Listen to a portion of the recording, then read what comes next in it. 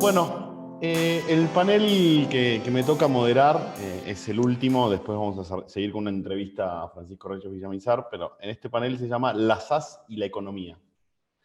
Este panel está compuesto por la doctora Julia Villanueva, Manuel Tanoira, Lisandro Haddad y Aurelio Gurrea Martínez. El primer expositor es Julia Villanueva, que va a hablar sobre el capital social y las prestaciones accesorias en la SAS. Julia Villanueva es profesora de la maestría en Derecho Empresarial de la Universidad Austral, profesora de la Universidad de Buenos Aires y de la Universidad Católica Argentina. Es camarista de la Cámara Nacional en lo Comercial, en la capital federal. Así que, Julia, si nos escuchás, te damos la palabra. Hola, ¿me escuchan? Sí, perfecto. Bueno, encantada de estar con ustedes. Muchísimas gracias a la Austral, a Alejandro, a Seba. Felicitaciones por esta increíble jornada. La verdad, impecable. Bueno, mi tema es largo, así que como me caracteriza, pero más, voy a correr un poco. Para presentarlo, yo creo conveniente empezar por preguntarnos qué pasa en el mundo con el derecho societario. Encuentro esquemáticamente dos grandes movimientos de signo opuesto.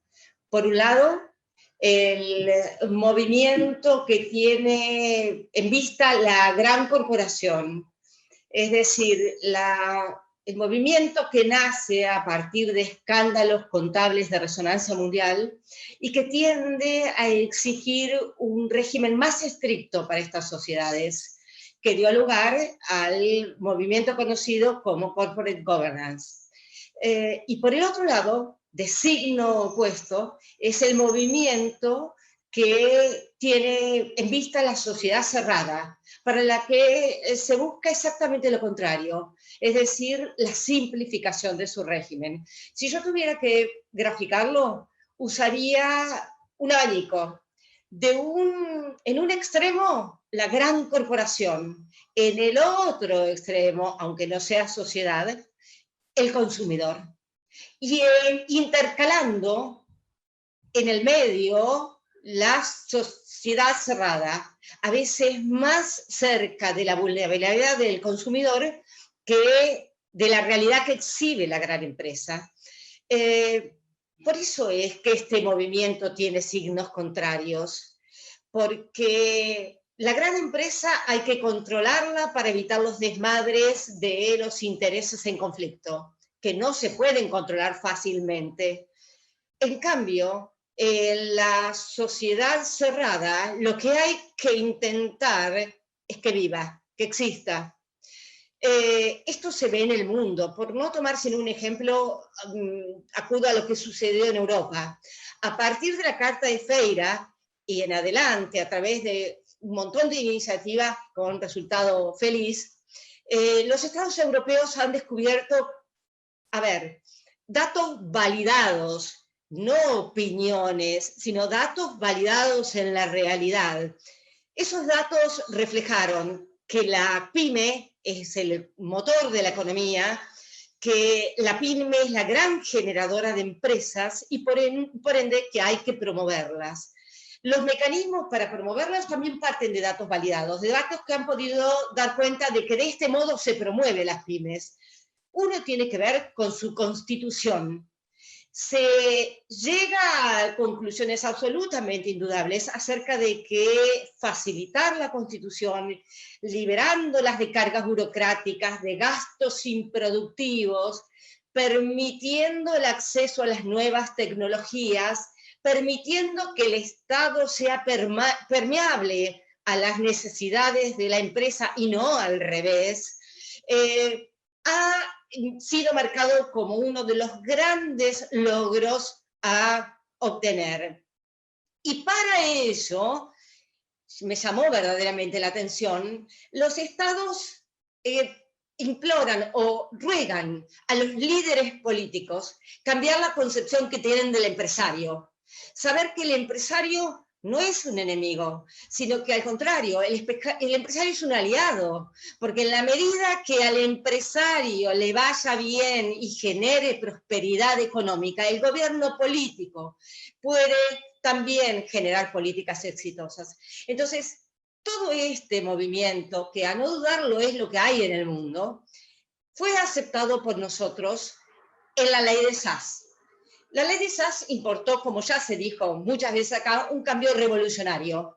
Salimos del imperativismo de la ley de sociedades a una ley que gira hacia la libertad, otorgándole amplia libertad a los contrayentes para darle la fisonomía que quieran a la estructura en la cual se van a juntar.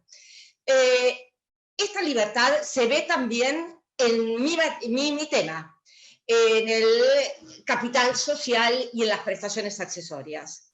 En lo que respecta al capital social, el cambio es realmente importante. Si para poder explicarlo tengamos presente que en la ley de sociedades, el corazón es el artículo 39, que dice que en las sociedades de capital solo se pueden aportar bienes susceptibles de ejecución forzada. A ver, esto hoy es manifiestamente inconveniente.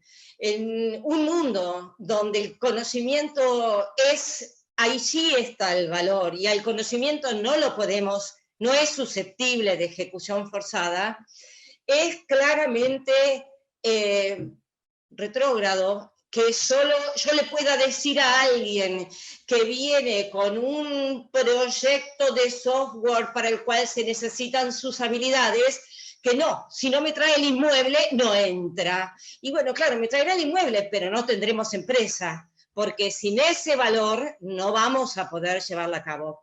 Tanto es esto así, que a partir de la segunda directiva de la Comunidad Económica Europea, esto se cambió y se dejó de exigir que los bienes a entregar en aporte fueran sí o sí bienes susceptibles de ejecución forzada. Pues bien, señores, esto ha cambiado en la SAS. En la SAS no rige el artículo 39. ¿Por qué? Porque la ley tiene su propia norma, que es el artículo 42. El artículo 42 dice algo que claramente se aleja del 39. Dice, a la SAS se puede aportar tanto bienes no dinerarios como bienes dinerarios, o sea, se exige que sean bienes, pero no necesariamente susceptibles de ejecución forzada. Esto trae como consecuencia lo siguiente.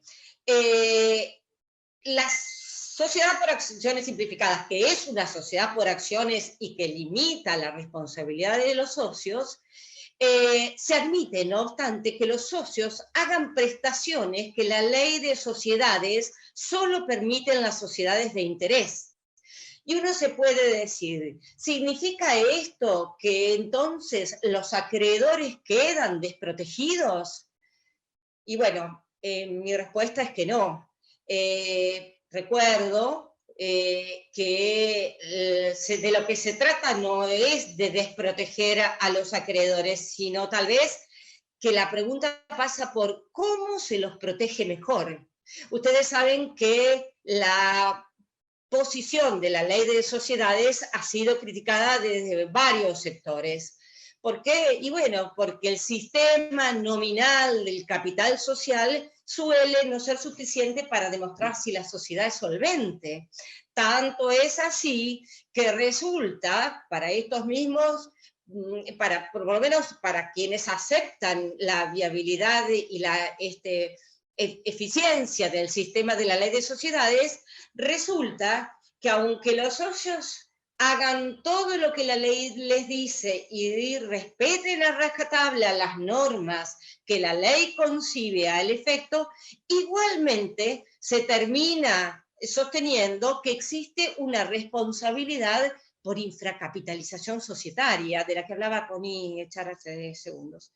Bueno, a ver, acá es claro que el sistema cambió. El capital social, o sea, la ley de SAS no se apartó del sistema de la ley, o no lo abandonó totalmente, pero le ha introducido reformas muy importantes. Sin ir más lejos, ustedes piensen lo que es el capital mínimo. Nadie piensa que con ese capital mínimo el legislador intentó que ese capital sirviera de garantía alguna.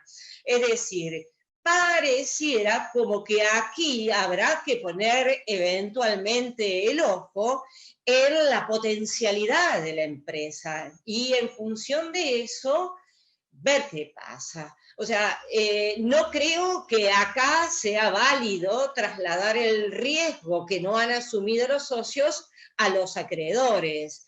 Pero bueno, la evaluación de esto a lo mejor no haya que hacerse con tan estricto apego a las reglas que rigen el capital social en la ley de sociedades. Otro aspecto, ya termino, no sé ni cuán número voy, qué minuto voy. Pero bueno, otro de los aspectos donde la ley de SAS claramente cambia es en materia de prestaciones accesorias. A ver, no cambia en el contenido, tanto en la ley de sociedades como en la ley de SAS, las prestaciones pueden tener igual de contenido, es decir, pueden consistir en cualquier tipo de obligaciones, de hacer, no hacer, etc. Claro, en la ley de sociedades, su verdadero sentido aparece en las reglas, en las sociedades de capital, porque los socios allí no pueden aportar cualquier tipo de obligaciones. Entonces, lo que no pueden traer a título de capital, pueden traerlo a título de prestaciones accesorias. Es un instituto riquísimo, a pesar de lo cual no ha tenido de mayor desarrollo entre los operadores jurídicos nuestros. En la ley de SAS, la cosa cambia. Primero, se acepta que no sean solo los socios, sino también los terceros los que hagan estas prestaciones. Con lo que de accesorias, estas prestaciones conservan nada más que el nombre, por lo menos si se las considera desde el enfoque que le dio la ley de sociedades. La ley de sociedades las llama accesorias porque acceden a participaciones sociales. En cambio, acá no necesariamente acceden.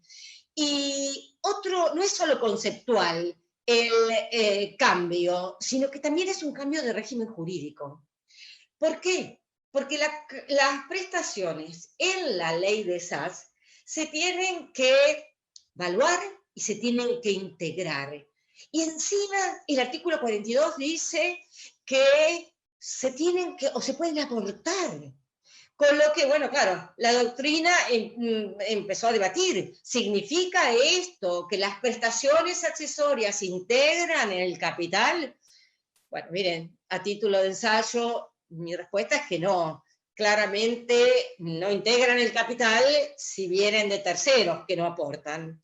Y si son socios, está claro que si se acepta que los socios pueden prometer su know-how, o algo que se le parezca no susceptible de ejecución forzada, tendríamos que las prestaciones accesorias y el aporte a título de capital podrían ser idénticos en contenido.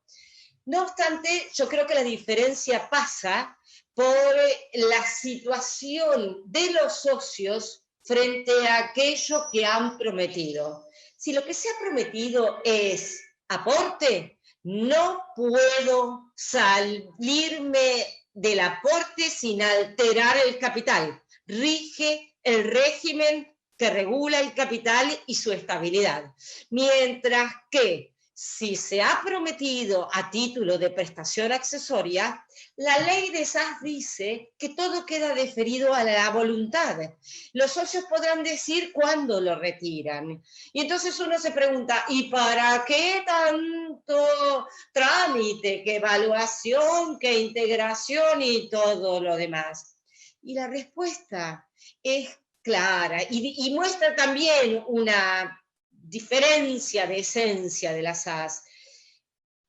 Lo que interesa es que la sociedad pueda mostrar recursos con lo que tiene, que tiene, la potencialidad de su empresa. Por ejemplo, la sociedad se propone llevar a cabo un emprendimiento que requiere de el insumo fundamental que tiene un tercero.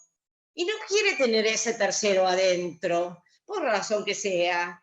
Puede involucrarlo en el proyecto a título de prestación accesoria, y esto será muy importante, porque ese tercero no estará ligado por un contrato del derecho común, sino por una relación esencialmente societaria, que deberá entonces regirse por sus normas y que mostrará que la sociedad tiene un proyecto que tiene potencialidad porque cuenta con los recursos incorporados a su patrimonio, no a su capital, que le permitirán hacerlo. Bueno, no sé si me excedí o no. Muchas gracias. Gracias.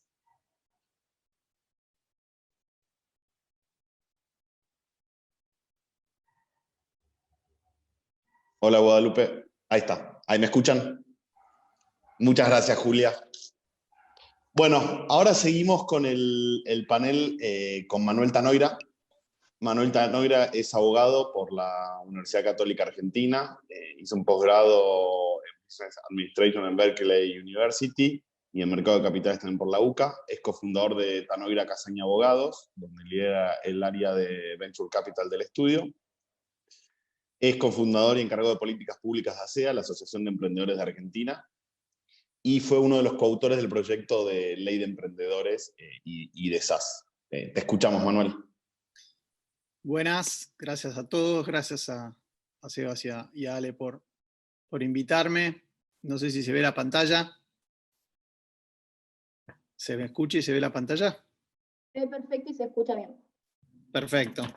Bueno, la verdad que cuando arrancamos el proyecto de ley, de la Ley de Capital Emprendedor por el año 2013, la verdad que nunca me imaginé que en el 2020 iba a estar en un panel de jornadas de derecho societario o de sociedad por acciones simplificada, específicamente con gente a la cual admiro y admiré durante muchos años, a pesar de que algunos tienen mi misma edad,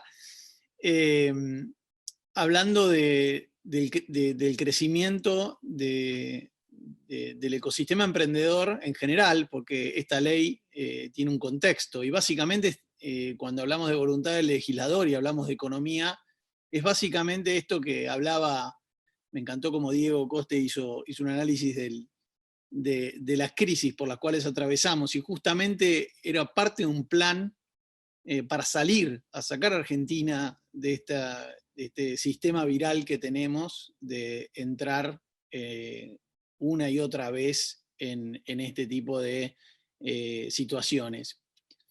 Y claramente utilizando un modelo que tiene que ver con dos herramientas fundamentales. La primera, los emprendedores, el talento que Argentina tiene, y dentro de lo que es Latinoamérica, claramente uno de los mejores de la región. Y el segundo, la inversión.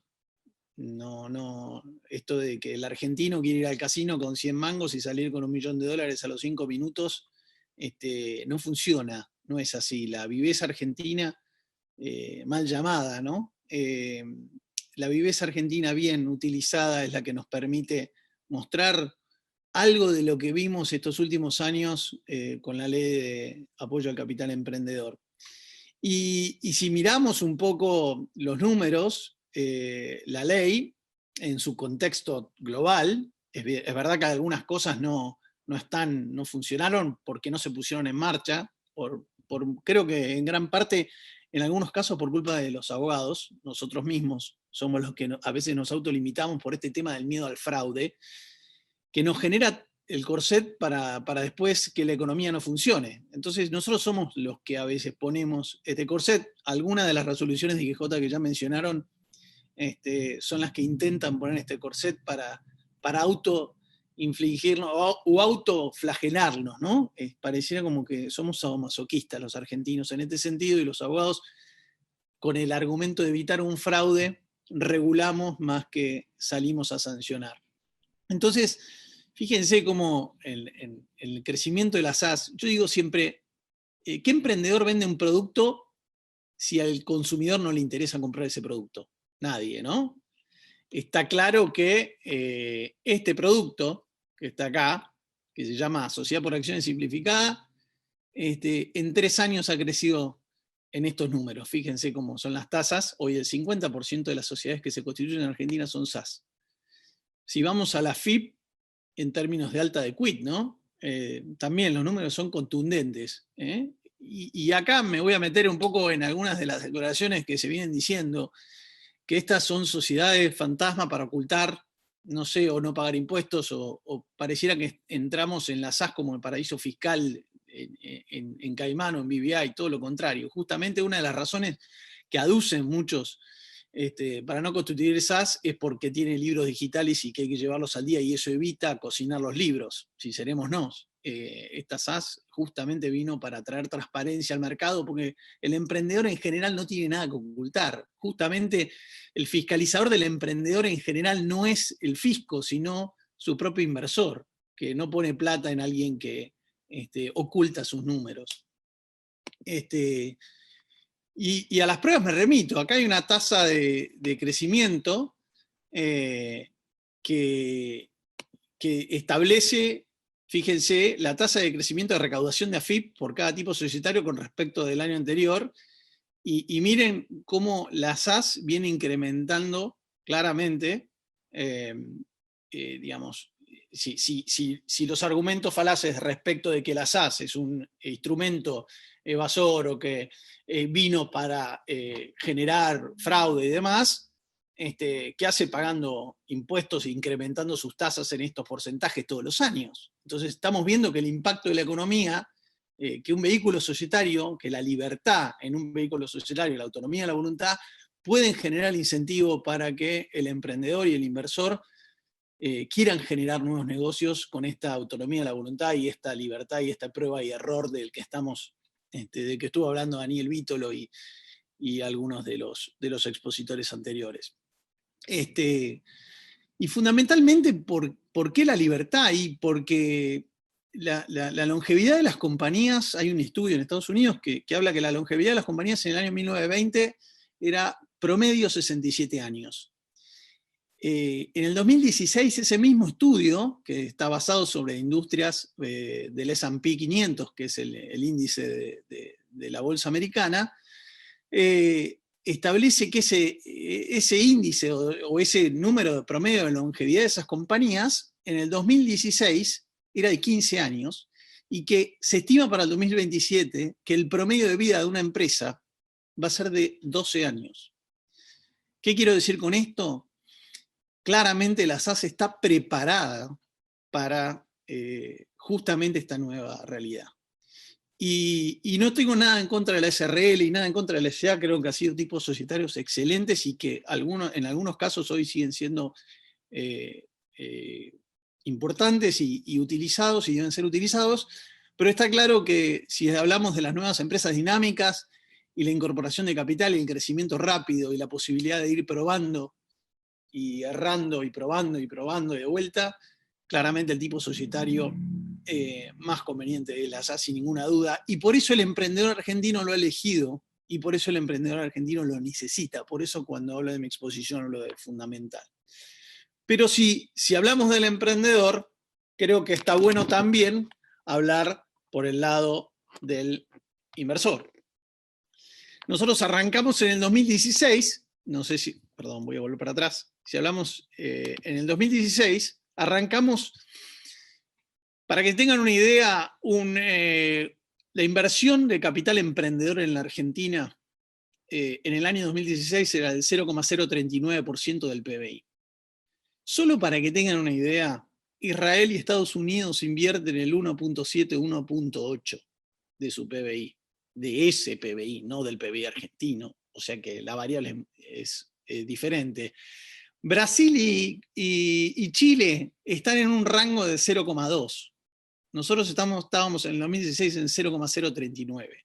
La LACE vino a traer y a generar, no por el lado de la SAS, pero sí por el lado de los fondos de capital emprendedor, que invierten en SAS, un incremento no exponencial por muchas cuestiones, se tardó mucho tiempo en implementar esta ley, un incremento en inversión genuina. Acá no hablamos de capital golondrina, acá el capital emprendedor tiene una maduración de 5 a 7 años, con lo cual el tipo que pone plata en una SAS, en un emprendedor en Argentina, no la saca en general por 5 o 7 años. Entonces, no es lo que estábamos buscando, no es ese tipo de inversión el que estamos buscando, el tipo de inversión genuina, dólar, generación de fuente de trabajo. Es por acá. Entonces, está claro que un tipo societario con autonomía de voluntad, con la posibilidad de objeto múltiple, con la posibilidad de tener un aportes irrevocables de capital por hasta 24 meses, sin que venga a nadie a decirte que lo tenés que capitalizar. ¿Por qué hay que capitalizarlo? ¿Cuál es el bien jurídico protegido? O sea, hay muchas cosas que no se entienden en términos del lado del regulador o del lado de los viejas formas de hacer negocios y que tienen que ver con la nueva economía y que son claves para el emprendedor, para poder capitalizar estas compañías y estos nuevos negocios. Entonces, si uno no entiende cómo va a funcionar o cómo funcionan estos nuevos negocios, es muy difícil que pueda entender cómo poder medir, regular o modificar un ordenamiento jurídico societario. Entonces, creo que lo mejor sería quizá zambullirse en qué tipo de compañías vienen en el futuro, cuáles son las que van a generar el nuevo empleo, porque esas son las nuevas sociedades. Las que van a generar el nuevo empleo son las que se van a constituir, no las de economías o industrias que van a quedar obsoletas. Y claramente lo que hizo el COVID no es ni más ni menos que acortar los tiempos. Lo que iba a pasar en 10 años nos va a pasar en 2 años, con lo cual, por suerte, la SAS ya la teníamos legislada y ya tenemos experiencia, y por eso este tipo societario incluso es ejemplo en muchos otros países de la región. Obviamente con el avance de Colombia no lo quiero sacar el protagonismo al doctor Villamizar.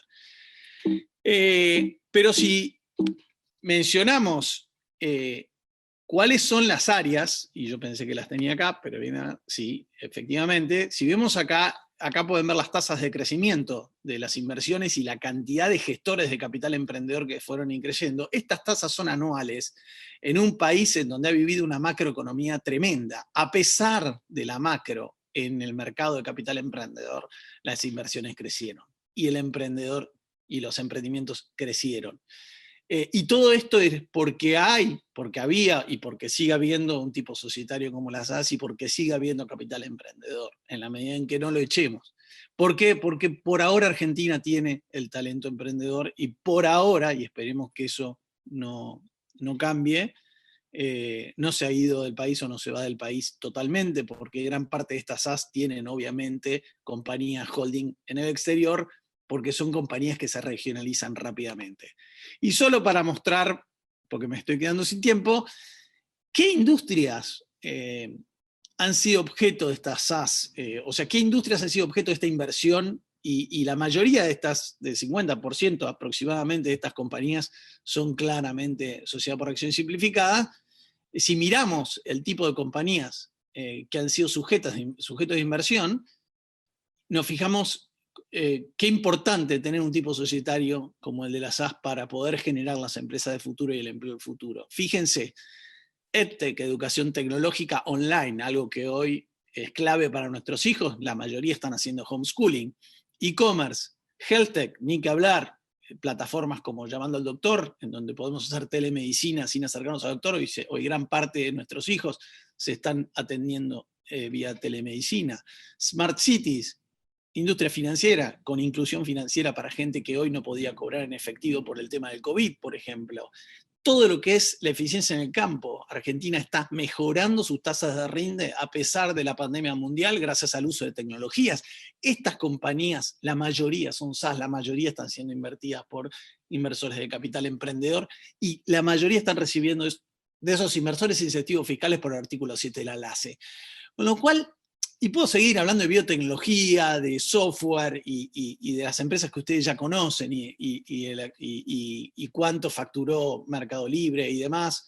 Podemos llenarnos la boca de esas cosas del impacto de la economía. Lo que digo es, la LACE vino a plantear una base fundamental, básica, para que un país pueda desarrollar las empresas del futuro y el empleo del futuro.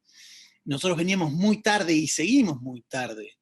Seguimos muy atrasados en la inversión de capital emprendedor, seguimos muy atrasados en lo que es las regulaciones. Nosotros hoy debiéramos estar mínimamente cercanos a Israel, a este tiempo, lo que va de lo que es la evolución del ecosistema emprendedor argentina, y no estamos ni cerca de Brasil, o ni cerca de Chile, en términos de regulatorios y en términos digamos, de seguridad jurídica. Por eso, quizá cuando todas las cosas se están rompiendo, se están contagiando, tratemos de no romper lo que funciona. Y eso es un buen comienzo. Y después, miremos los datos. Trajimos datos para que vean que realmente esto está sucediendo en Argentina, no sale en los medios, no se ve, pero claramente esto está funcionando y creemos que por acá es el camino. Muchas gracias. Muchas gracias, Manuel. Bueno, muy interesante tu panel. Seguimos ahora con Lisandro Haddad. Lisandro Haddad es doctor en Derecho y Ciencias Sociales por la Universidad Nacional de Rosario, magíster en Derecho Empresario por la Universidad de San Andrés, director del Departamento de Derecho Privado y Empresario y profesor de la Universidad de Rosario. Y Lisandro nos va a hablar de la funcionalidad económica de las SAS. Estamos con vos, Lisandro. Ale, ¿me escuchás? Bueno, primero saludarlos. A Julia, a Manuel, a vos, a Francisco, que ahí lo veo desde Colombia o algún lugar del mundo, y a Aurelio. Agradecerte, Ale, y a vos y a Sebastián por la invitación, y meterme en el meollo porque voy a cumplir el tiempo que me dieron. Con lo cual, la idea es hablar o preguntar cuál es la función del derecho de sociedades en la economía de un país.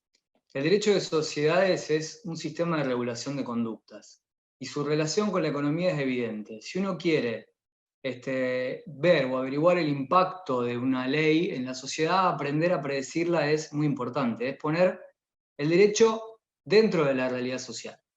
Y dentro de este sistema de regulación de conductas, específicamente el derecho de sociedades tiene mucha vinculación con lo que es el emprendedurismo, la innovación, el financiamiento de la empresa, el mercado de capitales y el crecimiento del país en general, ¿sí? El derecho de sociedades tiene una gran vinculación con la generación de riqueza de cualquier país, con lo cual, si nosotros regulamos mal el derecho de sociedades,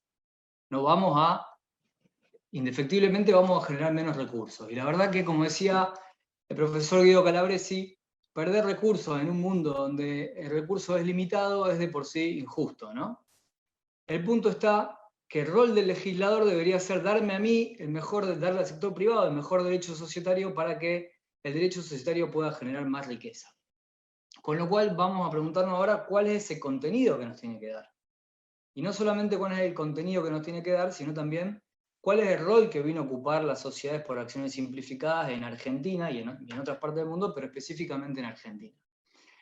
Vamos a abarcar dos ejes. El primer eje fundamental es que el derecho de sociedades debe facilitar la constitución y puesta en funcionamiento de las sociedades. Algo ya adelantó Julia, pero la primera cosa que tenemos que hacer es flexibilizar los tipos sociales, por un tipo social más moderno, más eficiente. Como dijo Marcelo Barreiro antes, esto comenzó en el año 2015, con la incorporación de las sociedades por acciones simplificadas, con la incorporación de las sociedades de la sección cuarta, pero se agudizó, ¿sí? Se profundizó con la incorporación de las sociedades por acciones simplificadas.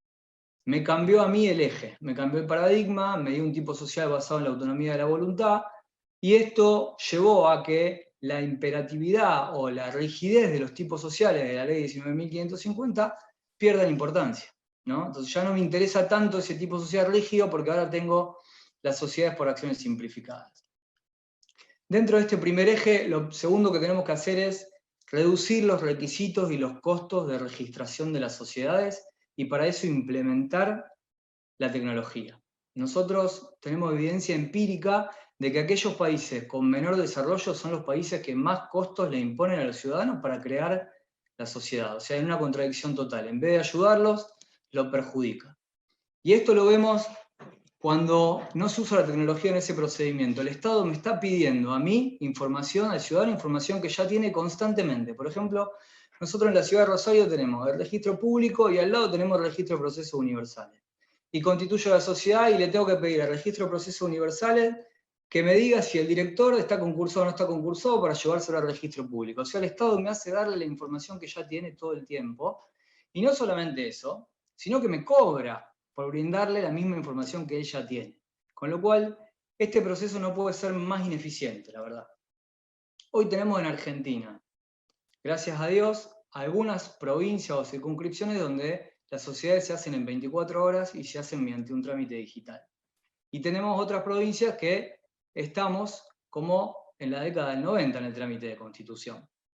Con lo cual, el punto está en que en Santa Fe, por ejemplo, nosotros no podemos hacer las sociedades ni en 24 horas, ni digital, ni junto ni separado. Y no solamente eso, sino que tenemos un doble control.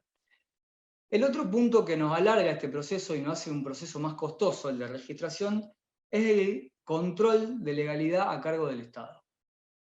Yo no me voy a meter en el límite acerca del control de legalidad, sino que voy a plantear si el control de legalidad ejercido por el Estado es el más eficiente, o si en realidad podemos cambiar quién hace el control de legalidad, ¿no?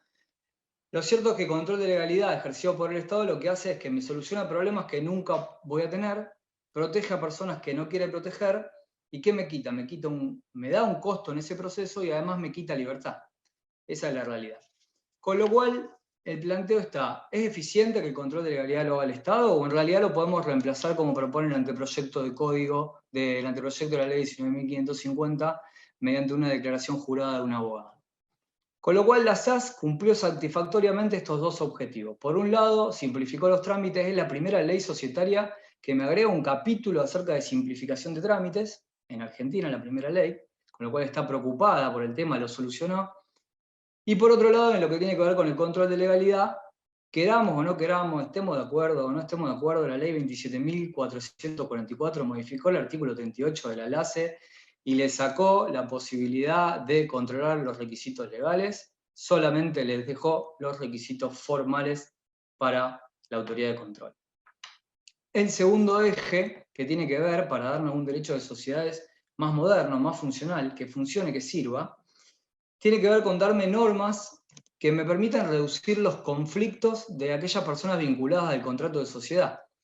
Y dentro de nuestro país tienen que ser normas que me permitan reducir el conflicto entre los socios, porque tenemos sociedades con estructura de capital cerrado. Entonces, ya sea entre los socios o entre el mayoritario o el minoritario.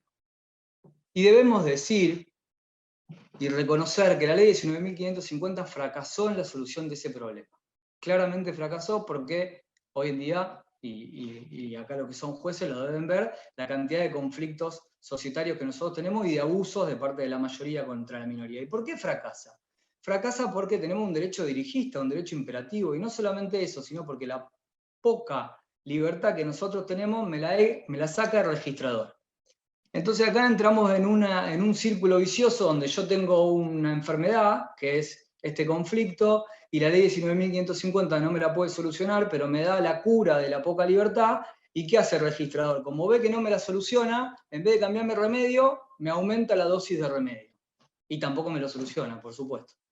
Entonces, la sociedad por acciones simplificadas viene a solucionar ese problema, viene a dar una cura a esa situación, permitiendo a las partes negociar sus propios problemas. Es una falacia pensar que el Estado puede solucionar y prever todos los problemas que pueden tener los socios en una sociedad. Es mucho más factible que esa solución pueda ser brindada específicamente por los socios y no por las sociedades. Con lo cual, la sociedad por acciones simplificadas nuevamente me dio una cura para este problema y para este contenido moderno del derecho de sociedades. Para ir cerrando, este proceso funcional más moderno, ¿sí?, que me dio la sociedad por acciones simplificadas en Argentina, dejando atrás un derecho intervencionista, dirigista, propio de aquellos países que no respetan tanto las libertades individuales, es una cuestión que tenemos que decir, es un proceso que se viene dando a nivel mundial, ¿sí? Con lo cual nosotros no lo podemos vincular ni con un país, ni tampoco lo podemos vincular con un gobierno, porque ahora parece que lo vinculamos con un gobierno. No, esto es un proceso a nivel mundial y que si nosotros no continuamos con este proceso de flexibilización y modernización, vamos a perder competitividad con otros países del mundo. Como recién decía Manuel, todavía los emprendedores están en Argentina. Bueno, todavía, porque todavía le dimos la herramienta jurídica. Cuando le saquemos la herramienta jurídica y Uruguay sea más competitivo, a lo mejor esta gente dice, bueno, yo me voy a Uruguay. ¿Sí? Lo cierto es que este proceso de funcionamiento normativo, de funcionalismo normativo del derecho de sociedades, me vincula con la realidad. Y no solamente me vincula con la realidad, sino que me aleja de lo que el profesor Alfredo Goulart llama la esquizofrenia jurídica. ¿Qué es la esquizofrenia jurídica? Es ese desequilibrio que hay entre lo que la realidad le pide al derecho y lo que el derecho le da a la realidad, o lo que el derecho quiere darle a la realidad. O sea, porque el derecho o no ve la realidad, o no la sabe ver, o no la sabe interpretar, o la interpreta y no se la quiere dar tampoco. Y por otro lado, me vincula con el principio de libertad de nuestra Constitución Nacional. Y acá voy a cerrar leyéndolo a Alberdi, porque no quiero que sea nada más que una argumentación mía, sino que quiero que el que hizo la Constitución lo diga. Alberdi en su libro Sistema Rentístico y Económico de la Confederación Argentina habla claramente sobre cuál es la influencia que tiene que tener la ley en la generación de la riqueza. Y dice, ¿qué exige la riqueza de parte de la ley para producirse y crearse? Lo que Diógenes exigía a Alejandro, que no le haga sombra, asegurar una entera libertad al uso de las facultades productivas del hombre, no excluir de esa libertad a ninguno, lo que constituye la igualdad civil de todos los habitantes, proteger y asegurar a cada uno los resultados y frutos de su industria. He ahí toda la obra de la ley en la generación de la riqueza. Gracias, Ale. Cumplí con los 8 minutos. Muchas gracias, Lisandro. Bueno, ahora tenemos el gusto de presentar a Aurelio Gurrea Martínez. Bueno, Aurelio, primero le quiero agradecer. Está en Singapur él, así que creo, después corregime Aurelio, pero creo que son las 7 de la mañana en Singapur. Aurelio es profesor de la Singapore Management University, es investigador de la Universidad de Harvard, es abogado, economista y auditor de cuentas, es doctor en Derecho y máster en Derecho y Finanzas por la Universidad de Oxford, y es máster en Derecho y Estudios Legales Internacionales por la Universidad de Stanford. Es miembro de un montón de institutos internacionales como la INSOL, American Law and Economics Association. Es socio fundador de Dictum Abogados. Bueno, es español y ha sido asesor del Ministerio de Justicia de España. Ha recibido diversos premios y condecoraciones, incluyendo la Cruz de la Orden de San Raimundo de Peñafort, otorgada por el Ministerio de Justicia de España, la beca de la Talentía, otorgada por la Junta de Andalucía, el premio al mejor artículo de Derecho y Economía de la Universidad de Stanford, y medalla de plata en estudios internacionales de insolvencia, otorgada por la International Insolvency Institute. En 2016 fue nombrado Rising Star of Corporate Governance de la Universidad de Columbia en New York. Así que muchas gracias, Aurelio, sobre todo por despertarte a estas horas. Y te escuchamos. Aurelio va a disertar sobre los cambios de paradigma en el derecho societario. Muchas gracias. Perfecto, ¿no? Disculpad, se ve que la tecnología en Singapur no funciona bien, o al menos tan temprano. En primer lugar, Alejandro, muchísimas gracias por la amable invitación. Siempre es un placer, aunque sea a las 5 de la mañana, despertarse y discutir sobre derecho societario, además con tan ilustres juristas y tan buenos amigos como aquí me acompañan. Yo la verdad que para no aburrir más con las SAS y con los caracteres de las SAS y por qué crea valor las SAS, que es algo que ya se ha estado discutiendo durante toda la jornada, o al menos las horas que he podido ver desde las 5 de la mañana, yo quisiera más centrar mi intervención en dos aspectos. Uno, que además se ha discutido por uno de los ponentes anteriores, es ¿por qué no hemos tenido las SAS antes? ¿O por qué no tenemos más SAS? No en el sentido ya del número de SAS constituidas, sino por qué no tenemos más invenciones valiosas para la promoción del crecimiento económico y la mejora del bienestar colectivo como las SAS. Y luego la segunda parte de la intervención va a estar más centrada en precisamente hablar de cómo generar esas posibles SAS futuras o cómo generar esas posibles innovaciones legales que nos permitan mejorar el bienestar colectivo futuro. Bueno, en primer lugar querría comenzar por enunciar que innovar per se no es un fin. Y eso hay que tenerlo muy en cuenta ahora, en la época de la innovación y de las nuevas tecnologías, que parece que algo que siempre que se use blockchain, ya eso es fantástico y va a solucionar el planeta y demás, ¿no? Mire usted, blockchain es un medio para alcanzar una serie de objetivos, ¿no? Entonces, innovar por innovar no debe ser una política apropiada. Hay que innovar siempre y cuando genere valor.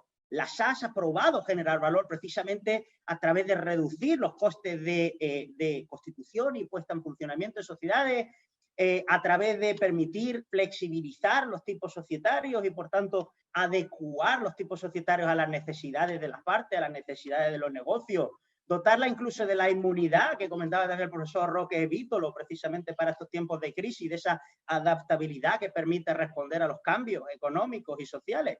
Entonces, por una serie de atributos, la SAS es una innovación jurídica que además debemos, y a quien aprovecho para agradecer y saludar, al profesor Francisco Reyes Villamizar. Es una innovación que le debemos a él precisamente por su vasto conocimiento de las instituciones desde una perspectiva económica, de una perspectiva comparada, hizo un barrido internacional impresionante, tomó lo mejor de la SAS francesa, con lo mejor de los modelos anglosajones, con lo mejor incluso de las propias raíces de los tipos societarios de origen de los que venimos del Código Napoleón y la raíz jurídica latino-hispana, y a través de todo eso y de ese análisis económico y empírico que puso en funcionamiento, creó este tipo societario que ha demostrado ser tan exitosos. Entonces, la gran pregunta que quiero contestar es, ¿por qué no tenemos las SAS antes? ¿O por qué no hay más SAS? Porque, ojo, no nos equivoquemos, cuando hablamos de innovaciones, todos ahora parece pensar en Google, en Microsoft y en todas estas compañías, pero las innovaciones que más han cambiado y más han mejorado los avances económicos y sociales en la humanidad no han sido tecnológicas, ni siquiera médicas, han sido jurídicas. Porque precisamente tenemos Google, precisamente tenemos Microsoft, precisamente tenemos avances médicos y sociales y tecnológicos, porque hay una institución jurídica que se llama patentes, porque hay una institución jurídica que se llama responsabilidad limitada, que no solo permite incentivar la creación de empresas, sino que permite que todos ustedes, si quieren invertir en una compañía cotizada, puedan hacerlo sin poner a riesgo su patrimonio personal. Entonces, la propia responsabilidad limitada incentiva la financiación de empresas porque hace que más personas se encuentren dispuestos a desprenderse de sus ahorros para cederlos a compañías que levantan ese capital con el que, en definitiva, llevar a cabo sus proyectos de inversión y generar esa riqueza y ese bienestar social. Por tanto, las principales innovaciones que han cambiado el mundo no son tecnológicas ni médicas, sino de manera más inmediata jurídicas. Y esas innovaciones jurídicas, esas patentes, esa responsabilidad limitada, esas SAS, son precisamente las que han contribuido a esas transformaciones económicas y sociales. Entonces, la gran pregunta es, si esas innovaciones jurídicas son tan importantes, ¿por qué no hay más? Y bueno, y ahí me van a disculpar, pero tengo que culpar a la academia jurídica precisamente por esa falta de innovación legal, ¿no? Y tengo que culpar a la academia porque la academia, particularmente en nuestros países, hablo principalmente España y América Latina, pero también parte de Europa continental y otros países, es una academia eminentemente descriptiva, interpretativa, y es una academia que sobre todo pone el énfasis en el análisis ex post de las normas. Es decir, es una academia que no sugiere nuevos tipos societarios, con excepciones como la del profesor Francisco Reyes, pero que eso sí, una vez tenemos una ley, es una academia que hace un análisis a posteriori muy sofisticado para analizar la naturaleza jurídica, para analizar la adecuada interpretación, pero no es una academia que por lo general invente la nueva patente, invente el nuevo concepto de tipo societario, invente lo que debería ser un atributo de la sociedad de capital. Por supuesto, hay muchas y muy contadas excepciones en nuestros países, pero por lo general es una academia que va a posteriori. Y esto se evidencia ahora mismo con el tema del COVID, por ejemplo. El tema del COVID, ahora los países están respondiendo con una batería de medidas legales y la academia está respondiendo nuevamente, y como de costumbre, a posteriori. Es decir, todos estamos analizando los cambios societarios, los cambios concursales, pero ¿por qué no los hemos propuesto antes? ¿Por qué no visualizamos el problema y una vez que visualizamos el problema intentamos dar pautas, ideas, innovaciones legales a nuestros legisladores precisamente para afrontar esos desafíos económicos y sociales? Entonces, yo ahí creo que la academia desempeña un papel fundamental y hay quienes me dicen, sí, pero es que la academia no influye en el diseño de las leyes. Y coincido totalmente, pero la academia influye en que la idea se siembre. Y una vez se siembra, ya la sociedad civil estará en posesión de discutirla. Es decir, si el profesor Francisco Reyes, por ejemplo, hubiera existido en el siglo XVIII y nos hubiera ya venido a vender la SAS, en principio, como hereje ahí, ya vendiendo ese tipo societario tan innovador en el siglo XVIII, probablemente la SAS a lo mejor no se habría implementado hasta el XIX, pero en el XIX ya sí habríamos conseguido tener la SAS. Entonces, si hubiéramos puesto un profesor Francisco Reyes varias décadas anteriores, probablemente la SAS habría nacido varias décadas anteriores. Por tanto, el principal problema que quiero transmitir aquí es que hay una profunda falta de innovación en la academia jurídica de nuestros países. Vamos por detrás de las normas, no por delante. Y yo creo que el rol, al menos de los investigadores, que son profesionales en teoría dedicados precisamente al estudio, a la investigación, a la generación de nuevas ideas, es precisamente ir por delante de las leyes para sugerir cambios legislativos, cambios institucionales que permitan mejorar el bienestar de los ciudadanos a través de reformas legales que ayuden a promover el emprendimiento, la innovación, la financiación de empresas y el crecimiento económico. Y ojo, el hecho de que la principal tarea sea de los investigadores no significa que los profesionales jurídicos, los notarios, otros juristas no innoven. De hecho, la innovación legal más importante que ha habido en las últimas décadas en Estados Unidos fue de un practicante, fue Martin Lipton. El invento de la poison pill, de la píldora venenosa, precisamente está considerada una de las innovaciones legales más importantes, por tanto ha venido de la práctica. Lo que yo critico es que gente dedicada, por ejemplo, en el caso español, incluso a tiempo completo. O sea, yo no sé si ustedes saben, pero en España, por ejemplo, hay, solo en Madrid, no el resto de España, pero solo en Madrid hay más de 100 profesores de derecho comercial a tiempo completo. Pues yo de verdad no sé qué es lo que hacen en materia de innovación, porque sí, sacan tratados, sacan manuales, sacan unos artículos que analizan la naturaleza jurídica de la letra de cambio de una manera excepcional, con citas avivantes y a toda la literatura italiana. Pero sinceramente la cuestión, o por lo menos la forma en la que algunos concebimos la academia y la investigación, es decir, de qué manera podemos mejorar el bienestar de los ciudadanos, ¿no? Entonces, para eso, ¿qué es lo que se necesita? Y con esto concluyo. ¿Qué es lo que necesita para las innovaciones jurídicas? Bueno, en primer lugar, creo que hay que cuestionar las instituciones jurídicas. No hay que dar nada por hecho.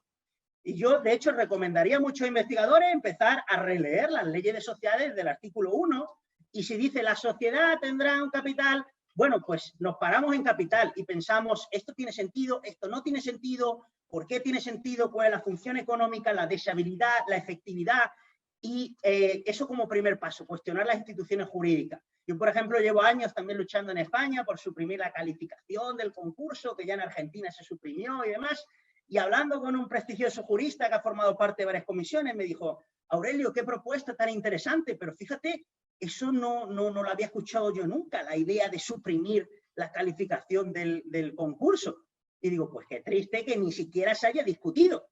Pero lo más triste es que anualmente se publican tesis doctorales y libros sobre la calificación del concurso sin que ninguna de estas tesis doctorales o ninguno de estos libros cuestione la propia existencia de la institución. Por tanto, la primera recomendación es cuestionar todas las instituciones jurídicas. La responsabilidad limitada, ¿por qué está? ¿Para qué? ¿Cuáles son sus múltiples beneficios, sus posibles costes y oportunidades? ¿Cuáles son los tipos societarios? Los directores independientes, ¿verdaderamente son independientes? Ha tenido que llegar Lucian Bebchuk a recordarnos con un paper de hace un par de años que en la mayoría de las compañías en el mundo hay un accionista de control. Entonces, si el accionista de control es quien gobierna la Asamblea General de Accionistas y los directores, incluidos los independientes, los nombra la Asamblea General de Accionistas, estos directores independientes van a estar en última instancia nombrados por el controlante, cuando se supone que uno del rol del independiente es vigilar no solo a los administradores, sino también a los controlantes. ¿O por qué tenemos una acción social de responsabilidad en muchos países, pero no tenemos una acción derivada? ¿Es que acaso los accionistas van a aprobar una resolución en la Asamblea para demandarse a sí mismos porque normalmente son los propios accionistas de control, los administradores de la compañía? Entonces, no nos cuestionamos en realidad las instituciones jurídicas. Esa es la primera recomendación. La segunda es mirar al mundo. Miremos al mundo. Yo cuando pregunto a algunos compañeros, ¿quién es tu investigador o jurista de derecho societario favorito? Automáticamente viene a la cabeza o algún español o algún italiano.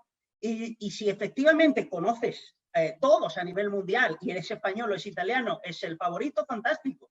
Pero el problema es que cuando hablamos de juristas no solemos tener en mente el globo terráqueo, ¿ok? Y hay que tener en cuenta lo que se dice en China, lo que se dice en Estados Unidos, lo que se dice en América Latina.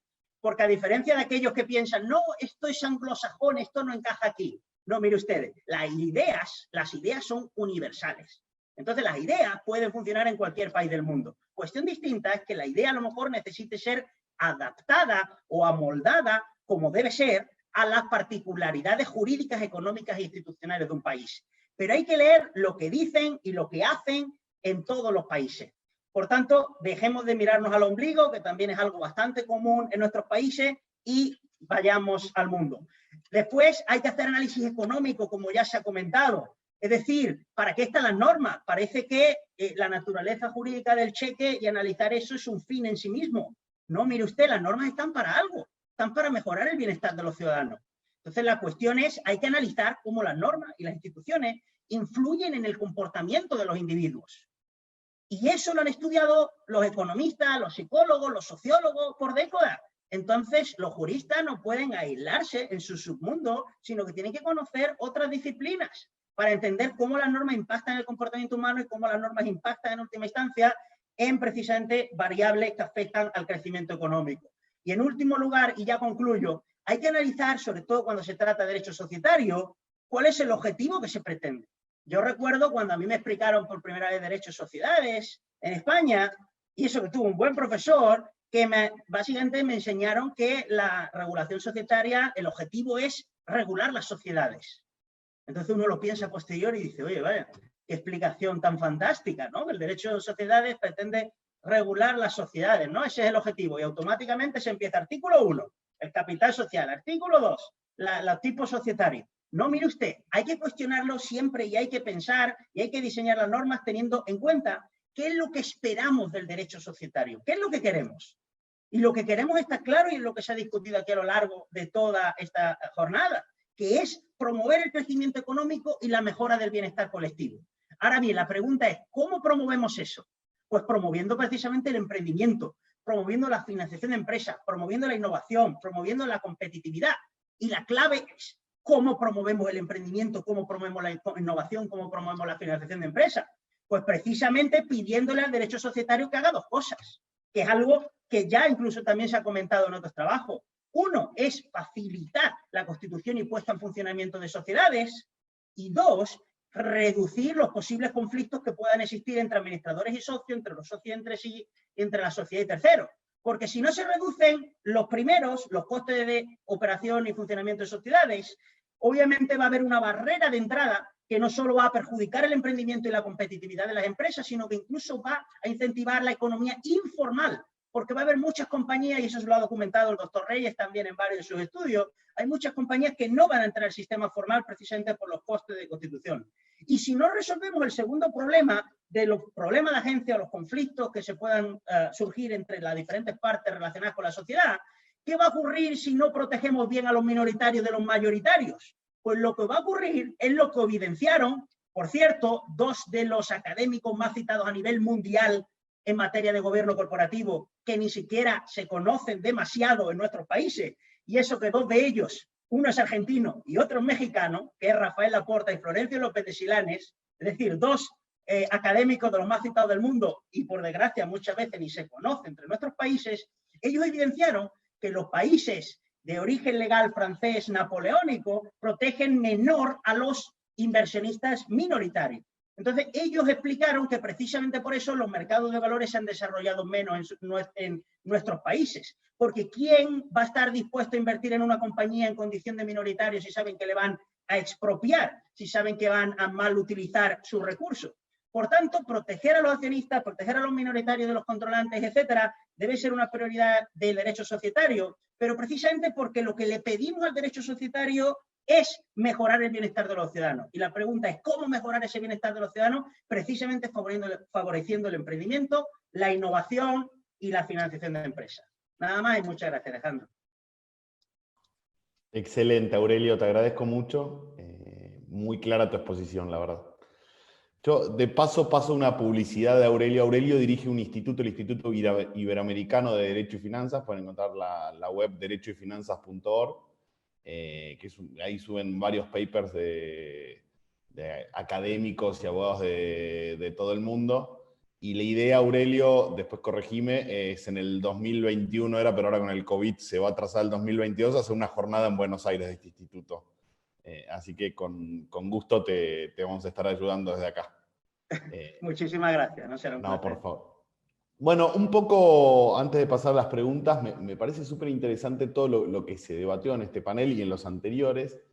Creo que lo que se recoge acá es un poco lo que paradójicamente decía Iering en el siglo XIX. Hay que retomar este diálogo entre la realidad y el ordenamiento jurídico. Es decir, no podemos estar exentos de eso. Como decía Suárez Sanzonera, en el derecho societario mucho más todavía, es un derecho vivo y vigente. Creo que los abogados nos debemos ese rol de dejar de lado ese peso dogmático que tenemos muchas veces petrificado en nosotros, que nos aleja de la realidad. El verdadero rol del derecho societario es un rol de crear riqueza, es una herramienta de política económica. Si pensamos que el verdadero rol del derecho societario es discutir la naturaleza jurídica de las normas, o hablar de la naturaleza jurídica, o seguir hablando de vivante como para referenciarnos al capital social, creo que algo mal estamos haciendo. La ley de sociedades que teníamos en Argentina es del año 1972. En el año 1972 había otra realidad económica. No existía internet, digamos. Hoy es impensado. Hoy hicimos una jornada de derecho societario online en la que se conectaron 3.000 personas. Es un número, es un dato, 3.000 personas escuchándonos en esta forma. Entonces, en 1972 se pensó una ley que era muy buena para esa época, pero para una economía industrial, una economía donde valía un tipo de materia prima. Hoy creo que estamos en un mundo donde se valora la economía del conocimiento, donde se deja de hablar de materia prima y se pasa a hablar de materia gris como algo importante. Eso que hablaba Julia Villanueva, de la posibilidad de aportar una idea y soltarnos un poco de esos bienes susceptibles de ejecución forzada. Entonces, si queremos superar esta crisis económica que estamos viviendo, primero nacionalmente ya desde hace un tiempo, y ahora mundialmente a esto que se agrega el COVID, y este cachetazo de realidad que nos agrega el COVID, digamos, las crisis aceleran la realidad, ¿no? No es que van a cambiar la historia. El COVID lo que está haciendo es acelerarnos. Creo que todo lo que nosotros pensamos que iba a pasar en 10 años, está pasando ahora, y va a pasar en los próximos meses. Hace 25 años, Yves Goujon, cuando el autor de la ley de SAS francesa, cuando presentó al Congreso de Francia el proyecto de SAS, de la ley de Francia, la presentó como una isla de libertad en un océano de reglamentaciones. Hoy creo que la situación que estamos viendo en Argentina, que creo que es el único país del mundo que sale del blockchain en los libros y vuelve al papel, creo que es ese océano de reglamentaciones que está volviendo, o si quieren llamarlo océano de resoluciones. Entonces parece que esa agua nos está tapando de vuelta. Y creo que todos los asistentes, todos los operadores jurídicos, tenemos un rol importante que cumplir en todo eso. Pero bueno, voy a pasar en este sentido a las preguntas que me fueron pasando acá del público. La primera es para Lisandro Haddad. A ver, Lisandro dice, Lisandro, hiciste referencia a este proceso de funcionalismo y flexibilización del derecho a sociedades, que es un proceso que se está dando a nivel mundial. ¿Dónde podemos y cuándo podemos identificar este comienzo y cuál fue el impacto que se dio? Vale, antes de contestarte específicamente eso, a veces hago el ejercicio intelectual de que vivamos en el 1911-12 y estar defendiendo la responsabilidad limitada, ¿no? Seguiríamos siendo los mismos locos defendiendo ese cambio de paradigma que estamos defendiendo ahora. Pero bueno, todo evoluciona y después no se discute en esos institutos revolucionarios, y lo mismo ya pasó con esto en todo el mundo. ¿Cuándo comienza este proceso de modernización? La profesora Roberta Romano tiene un paper que se llama After the Revolution in Corporate Law, donde ella cuenta que esta revolución se da en 1980 en Estados Unidos, o sea, hace 40 años, y que antes de eso, para la década de 60, el derecho corporativo era un campo intelectual muerto. Recién para fines del 60 de la UER empieza a cambiar su norma, ¿no? su corporate law. En Europa, bueno, está Aurelio, no puedo comentar nada, pero en el 96, digamos, el primer ministro francés le le pide al senador Marini que le haga un informe sobre la modernización del derecho de sociedades, porque ya lo ve dirigista y dice, bueno, esta norma es del 66 y está vieja, ya en el 96, la nuestra del 72, digamos, ahí nomás, y nosotros todavía no la pudimos terminar de cambiar y estamos empujando con el anteproyecto. Y acá en Argentina, bueno, en Latinoamérica, Francisco hizo su trabajo en el 2008 y sacó la SAS y empezó con todo este proceso, y además, no me voy a meter en eso, pero me parece que es la prueba empírica de cómo, de la influencia de la SAS en la economía, de la influencia del derecho de sociedad en la economía, y de cómo generó más riqueza para un país.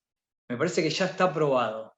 Ahora, que queramos volver atrás o que no queramos volver atrás, no en todo el país, ¿está? Porque eso también hay que decirlo, es una cuestión dogmática, no es una cuestión empírica, es una cuestión si estamos de acuerdo o no estamos de acuerdo, pero no solamente no estamos de acuerdo, sino que además de que no estamos de acuerdo, no queremos que los otros lo utilicen. ¿Está? No es que nosotros queremos sacar un derecho intervencionista o dirigista, sino que queremos que convivan y que cada uno elija lo que tiene que elegir. Pero bueno, nada, era eso. Perfecto. Muchas gracias, Lisandro. Tengo una pregunta para Manuel Tanoira. Manuel, ¿por qué considerás que las SAS están siendo reguladas de un modo tan rígido en muchas de las cuestiones que son justamente las que atraen a los emprendedores? ¿Cuál considerás que va a ser el impacto de las resoluciones de la IGJ en todo esto? Bueno, vos echale nafta al fuego nomás.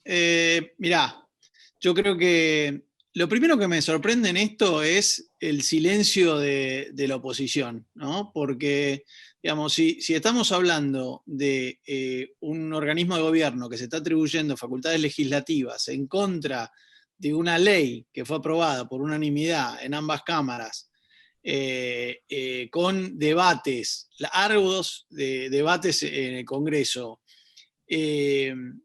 y pensar que esto no va a tener consecuencias económicas o impacto en el ecosistema emprendedor, bueno, esto puede tener impacto en el ecosistema emprendedor y va a depender de qué actitud tomen el resto de los registros nacionales. O sea, si nosotros tomamos a la Inspección General de Justicia como el Registro Público de Comercio Nacional y que es el que dicta las normas sobre qué es lo que se puede hacer o no sobre las SAS, tenemos un problema grave. Si esto son pruebas ensayo para tratar de regular algo que, digamos, porque digo, ¿qué problema hay entiendo que hay un proyecto de ley que quieren meter en el Congreso para que todas estas resoluciones se transformen en una ley? ¿Qué problema hay que no vayamos al Congreso a discutir estas normas? ¿Por qué no hacemos lo que hay que hacer si realmente les preocupa tanto la libertad y la autonomía, la voluntad? Vamos al Congreso y quiero ver que los diputados y los senadores nos digan en la cara nuevamente que se arrepienten de haber votado la LACE y de haber incentivado el ecosistema emprendedor en Argentina para decirle que no a los emprendedores. Entonces, discutámoslo en el marco que hay que discutirlo, como un país con una constitución, porque hasta lo que yo sé, la constitución todavía sigue en pie. Creo que no se reformó todavía, salvo que haya habido una resolución de algún ministerio que haya reformado la constitución argentina. Entonces, sinceramente, tengo mucha, no es porque Julia esté presente en el panel, pero tengo mucha fe en la justicia. Yo creo que estas cosas pasaban en Argentina porque todos nos quedábamos callados y porque estas cosas no terminaban después en la justicia, discutiéndose en la justicia. Yo creo que estas resoluciones tienen que discutirse en la justicia, porque hay violaciones graves al derecho constitucional, hay violaciones graves al derecho de propiedad, algunas se han mencionado a lo largo de toda la jornada, y me parece que si los emprendedores no nos defendemos como no lo hicimos durante muchos años, el ecosistema emprendedor va a sufrir. No sé si va a parar, porque la innovación y la tecnología, y seguramente Aurelio lo sabe bien, no se frenan con una norma. Esto es como poner una mano en una grieta en el medio de una represa que se está agrietando. Vos pones la mano en la grieta y después aparece otra y llega un momento que digamos, toda la represa se te viene encima. Bueno, tarde o temprano la tecnología nos lleva puestos, o si no, no estaríamos acá en esta jornada virtual. La tecnología nos lleva puestos y nos ayuda fundamentalmente a vivir mejor, en algunos casos, si la usamos bien. Entonces, creo que el impacto que puede generar la inspección, estas resoluciones, es un impacto temporario. Y creo que nos puede servir una oportunidad para darnos cuenta que las cosas que nos hicieron avanzar y que favorecieron el ecosistema emprendedor y que están favoreciendo el ecosistema emprendedor argentino no se tocan. Y es política de Estado de largo plazo y no va por una persona o por la Inspección General de Justicia o por un organismo de gobierno que sin las facultades para hacerlo, porque realmente si leemos las resoluciones, muchas hay un exceso en la regulación. Esto no puede ir en contra de la voluntad de la mayoría de los argentinos. Esta es una ley votada en el Congreso, aprobada en el Congreso, con un decreto, con resoluciones, con derechos adquiridos y con gente, con empleados, con generación de valor y con inversiones genuinas de largo plazo en compañías que generan los empleos del futuro. Esas cosas, si tocamos esas cosas, entonces no tenemos instituciones, no tenemos república y estamos perdidos. Pero yo soy un tipo optimista, por eso estoy en el ecosistema emprendedor y por eso creo que eso no va a suceder. Esto es algo temporario. Muchas gracias, Manuel. Y ahora tengo una pregunta para Julia Villanueva. Julia, ¿consideras en tu exposición que dijiste que se podían integrar al capital ideas? ¿Consideras que también es válido integrar criptomonedas? Y otra cosa, ¿consideras que cambiaron las funciones del capital social en las SAS? O sea, ¿el concepto de capital social es diferente de las SAS que en el resto de las sociedades? A ver, la ley es clara, artículo 42. Me parece que tenemos que empezar por la ley. Y el único recaudo es que sean bienes. Esto lleva implícito que deben ser susceptibles de evaluación económica, ¿no? Pero no hay especificaciones a el tipo de bien que se puede entregar. De hecho, recuerden que se había discutido si la industria se podía entregar. Hay autores que dicen que esto de las SAS es una especie de revitalización de la sociedad de capital industria que ya fracasó. Yo creo que no podemos decir que haya fracasado. Por supuesto que si la industria encubre relaciones laborales, esto no está permitido y habrá que tratar la relación con aplicarle el derecho que verdaderamente la rige, que no será el societario. Pero después no hay límites. Y en lo que respecta a la segunda pregunta, sí, creo, o sea, la ley de SAS se mantiene el principio general de la cifra capital. Ahora, recuerden que el capital tiene una función hacia adentro como reguladora de los derechos de los socios y de las sociedades, y para nuestra ley de sociedades tiene una función para afuera, es decir, como garantía de terceros. La función para adentro claramente se mantiene. La función para afuera, como garantía de los socios, claramente ha cambiado.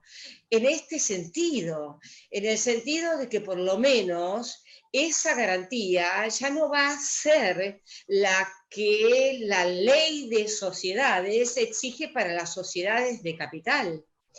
Acá valdrá entregar cualquier obligación mientras sea susceptible de evaluación económica, y creo que esto tiene su compensación.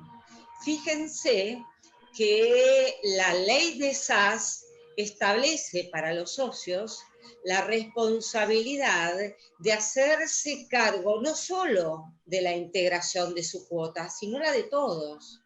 y exige justificar el valor de lo que se entrega.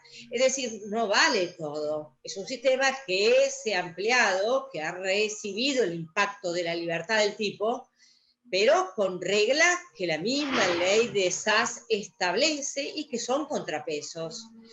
En fin, yo no sé cómo será interpretado esto, pero creo que también ha recibido el impacto de que, bueno, ¿cómo vamos a juzgar la solvencia de una sociedad?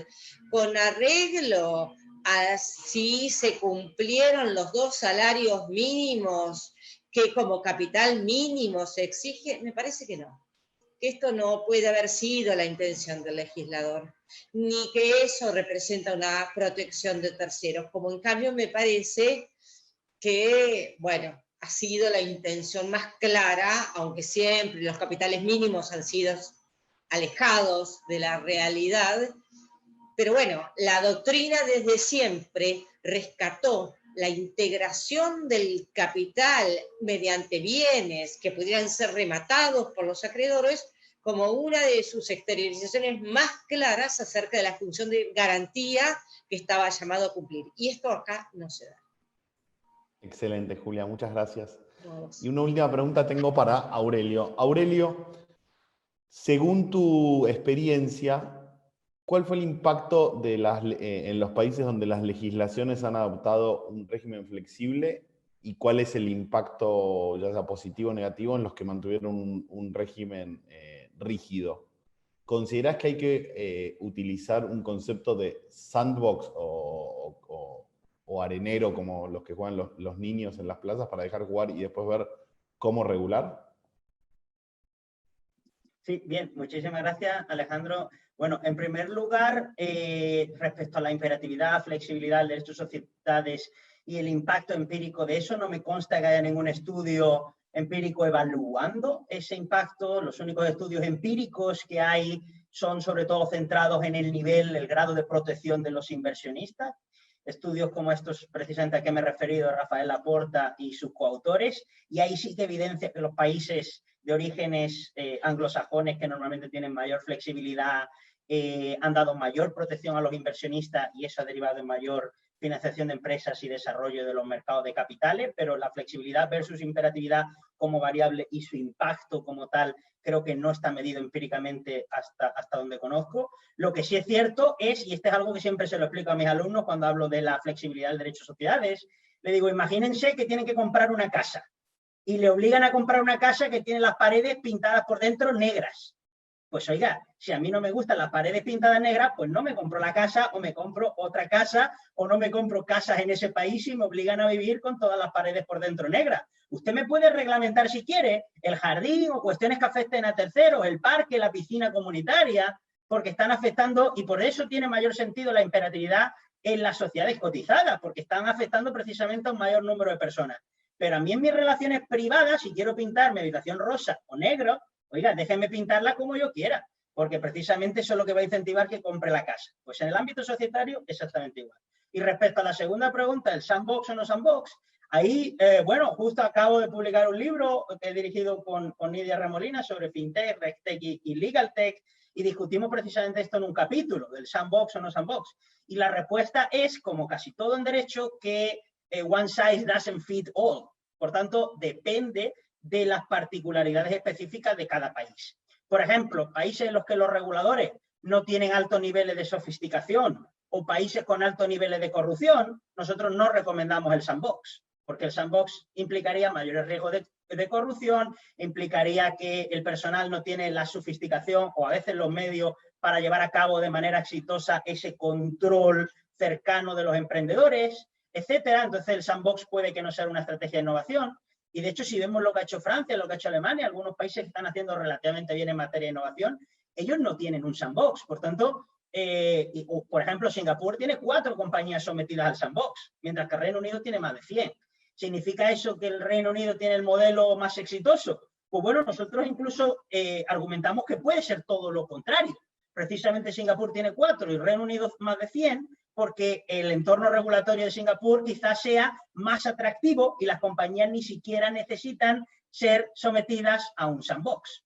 Por tanto, y nuevamente mi respuesta es, depende de las particularidades específicas de cada país, pero no creo que un sandbox necesariamente sea superior a otras posibles estrategias para promover innovación financiera, como puedan ser las aceleradoras, como puedan ser mejoras del entorno regulatorio en sí, o como puedan ser oficinas de innovación. Te agradezco mucho, Aurelio. Muchas gracias a todos los expositores. Y ahora pasamos con Fernando Pérez Gualde, que va a hacer una entrevista a Francisco Reyes Villamizar y después el cierre con Sebastián Balbín para dar cierre a esta jornada. Muchas gracias. Bueno, muchas gracias. Buenas noches. Y bueno, el placer de presentar muy rápidamente a Francisco, porque me parece que lo que todos desean y esperan es escucharlo a él. Francisco es abogado, recibió en la Universidad Javeriana de Bogotá, máster en Derecho de la Universidad de Miami y doctor en Derecho de la Universidad de Tilburg de Holanda. Fue superintendente de sociedades de Colombia y como tal fue responsable del diseño e implementación de la ley colombiana que introdujo la SAS en Colombia y que la introdujo también en toda Latinoamérica, como bien sabemos. Creador del proyecto de la ley modelo sobre sociedades por acciones simplificadas para la OEA y miembro de la Academia Internacional de Derecho Comercial. También es representante por Colombia ante UNCITRAL y ha sido profesor visitante de universidades de Estados Unidos, de Francia, de Suiza, de Argentina, por supuesto, y de Holanda. Bueno, en el entendimiento de que se me escucha bien, creo, Perfecto. haría una primera pregunta a Francisco, así te damos la palabra, tendiente a una pregunta amplia, diría yo. Y es lo siguiente, ha trazado todas estas jornadas el tema de la pandemia y el tema del confinamiento que todos estamos viviendo prácticamente a nivel mundial. Y el primer interrogante que se me presentó es si esta situación ha cambiado tu forma de pensar el derecho y en particular si ha cambiado alguna posición que vos tuvieras tomada y que ahora es diferente como consecuencia de la situación que vivimos. Bueno, mil gracias, Fernando. Es un placer realmente participar en este evento. Le agradezco también mucho a Sebastián Balbín, vicedecano del Austral, al profesor Alejandro Ramírez por la invitación. Realmente creo que este evento es una comprobación de la importancia que tiene la SAS, particularmente en Argentina, y de que aún tiene un vigor muy importante en ese país, por lo menos en el ámbito académico. Quiero también agradecerle muy especialmente al profesor Aurelio Gurrea Martínez por sus comentarios muy generosos. Y para entrar en tu pregunta concretamente, Fernando, yo creo que sí, el proyecto de SAS que dio lugar a la ley colombiana del 2008 y que hoy existe pues con muy pocos cambios en Argentina, en Uruguay y en Ecuador, y además que dio lugar a la ley modelo de la Organización de Estados Americanos, es del 2015. Piensa que este trabajo se hizo hace 15 años. En un ámbito tan complejo, tan dinámico como el derecho societario, los cambios son vertiginosos y se producen modificaciones muy rápidas en el sistema jurídico. Y por lo menos habría dos aspectos que a mí me gustaría mencionar y que ya fueron objeto de otros proyectos. El primero, un proyecto que hicimos para la Organización de Estados Americanos y que está allí desde el año 2018 sobre disolución y liquidación de la SAS, que simplemente lo que hace es facilitar el proceso liquidatorio, simplificar todos estos trámites, hacer que sea fácil la reactivación, la reapertura del proceso y en general el cierre de la empresa. Y el segundo, un proyecto de reforma a la legislación colombiana que lamentablemente no logramos aprobar en 2015, que flexibiliza enormemente el problema de los administradores. Es decir, que hace mucho menos exigentes los deberes de administradores y en esa medida permite, por ejemplo, topes de responsabilidad, reembolso de gastos legales, que se pueda estatutariamente eliminar la responsabilidad de administradores por violaciones del deber de cuidado, entre otros temas específicos como por ejemplo la adopción de la regla del buen juicio de los negocios o el llamado Business Judgment Rule. Todo esto tiene que ver con la flexibilización del sistema. E insisto, en el caso argentino, que sigue casi literalmente la legislación colombiana, pues creo que estas afirmaciones son igualmente apropiadas. Bien, recién Aurelio hacía referencia al dictado de esta batería de disposiciones que ha ocurrido a nivel mundial, concretamente Alemania, España, con un Real Decreto. En general se ha tratado de decretos. ¿Te ha sorprendido algún cambio que hayan generado estas disposiciones, que hayan impactado en concreto en el derecho societario? Y dos preguntas en una. Muchas de esas normas, en alguna medida, son de naturaleza concursal. ¿Sientes alguna invasión o has visto alguna invasión desde lo concursal a lo societario, por ejemplo, respecto de la responsabilidad de los administradores, etcétera? Pues Fernando, no, me parece que estas reformas son absolutamente predecibles. Tenemos a Aurelio, que es uno de los artífices de ellas, particularmente ha contribuido muy significativamente. De hecho, él nos ayudó en Colombia también con algunas ideas sobre la insolvencia. Pero yo creo que a diferencia de lo que se ha sostenido aquí, de manera muy paradójica, estamos en un momento de una gran certidumbre. No hay incertidumbre, es todo lo contrario. Sabemos que estamos frente a una situación económica que ha sido calificada como la más crítica desde la Gran Depresión de los años 30. Sabemos en esa medida que van a desaparecer una gran cantidad de compañías y que solamente van a sobrevivir como en un ejercicio darwinista las más fuertes, las que tengan reservas, las que tengan un buen gobierno corporativo, una buena estructura de gestión, las que tengan un buen producto y que tengan capacidad de venderlo. No sorprende, por ejemplo, la existencia de un artículo reciente que nos precisamente suministró el doctor Aurelio Gurrea Martínez, escrito por el profesor Luca Enríquez de la Universidad de Oxford y que está sugestivamente titulado Pandemic Resistant Corporate Law, más o menos como un derecho societario que pueda resistir a la pandemia. Y yo creo que es un derecho que se parece mucho al derecho de la sociedad por acciones simplificada. Es un derecho funcional, adaptable, simple, que tiene muy bajos costos de transacción, que se adapta claramente y de manera muy simple a las crisis. Yo creo que el futuro no es el Internet. El Internet es un fenómeno de hace 30 años. Eso es una cosa que es obvia. Lo que tenemos es que pensar en un sistema que cada vez sea más moderno, que cada vez sea más flexible, que cada vez sea más adaptable y que tenga los menores costos posibles. Y en eso estoy completamente de acuerdo con lo que dijo el doctor Lisandro Haddad.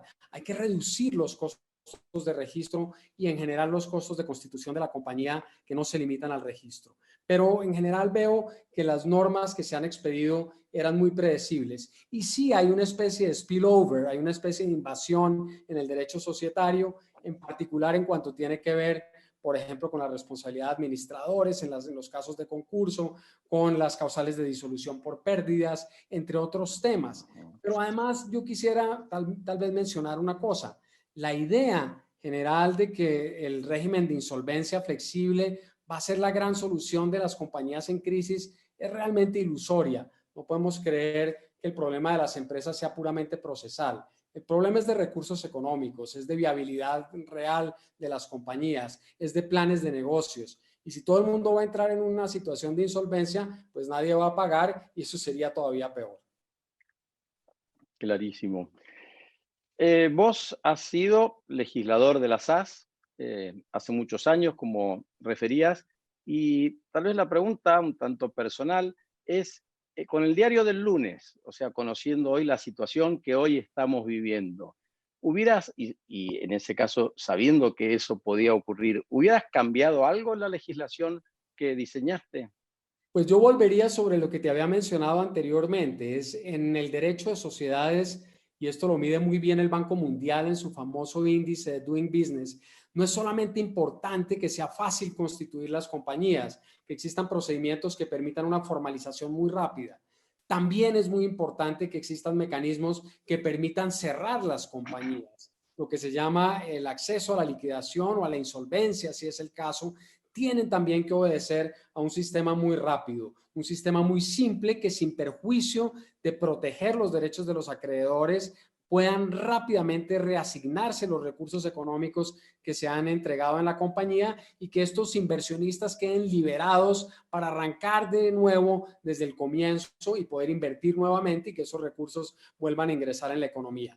La otra parte que también te mencionaba, que creo que es bien importante y sobre eso tenemos que reflexionar en el futuro, es cómo hacemos para que esos administradores de nuestras compañías no estén permanentemente con la espada de Damocles de avisos penales de que van a ser sancionados, van a ser sometidos a un régimen absolutamente draconiano, en lugar de facilitarles su trabajo, que no es otro que el de asumir riesgos razonables y crear riqueza para los accionistas.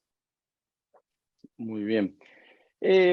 Esta situación que estamos viviendo, sobre todo ha ocurrido en la Argentina y creo que en muchos países, y sobre todo en los países latinoamericanos, ha generado claramente una pérdida de libertades.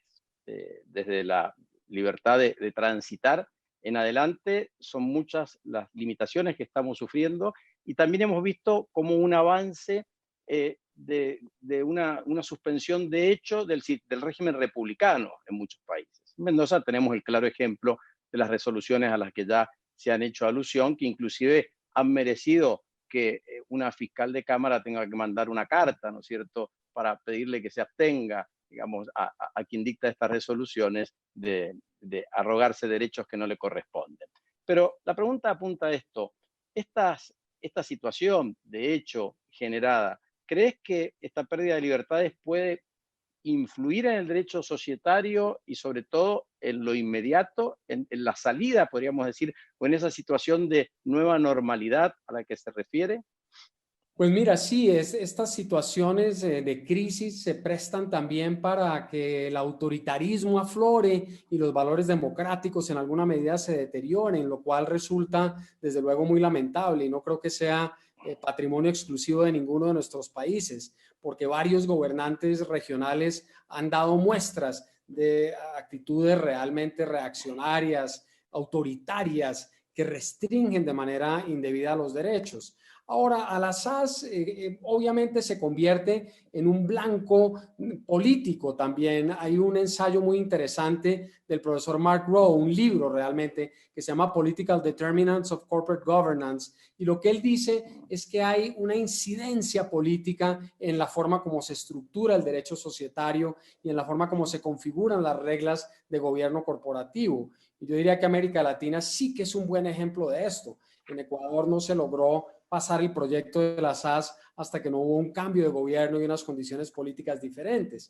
Pero resulta bien lamentable, por ejemplo, que a la SAS se le haya acusado como un aporte del neoliberalismo, como si esto fuera realmente un cargo grave, como si fuera una grave transgresión de la estructura jurídica de un país. En medio de todo, el liberalismo decimonónico ha permeado todos los sistemas de derecho privado occidentales desde hace 2 siglos y realmente no es la SAS, fueron Montesquieu, Rousseau, Voltaire los que plantearon esta idea de poder tener una libertad contractual, de manera que sí resulta muy grave y muy preocupante que se aprovechen las situaciones de crisis como la presente para restringir las libertades ciudadanas y en particular para retroceder en aspectos jurídicos tan significativos como una entidad que permite una amplísima libertad contractual y una amplísima posibilidad de estipulación y de ejercicio de la libre empresa,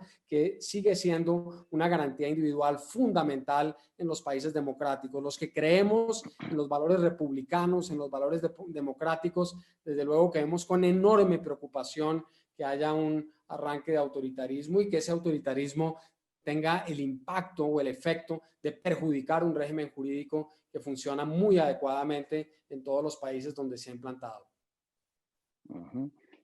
Allá por los años 80 se utilizaba un término que era la glocalización, referido a las políticas comerciales de las empresas de nivel global, que cuando tenían que ir y comerciar en algún lugar en particular, tenían que acomodarse a esas condiciones locales, ¿no?, de idiosincrasia, cultura, costumbres, etc.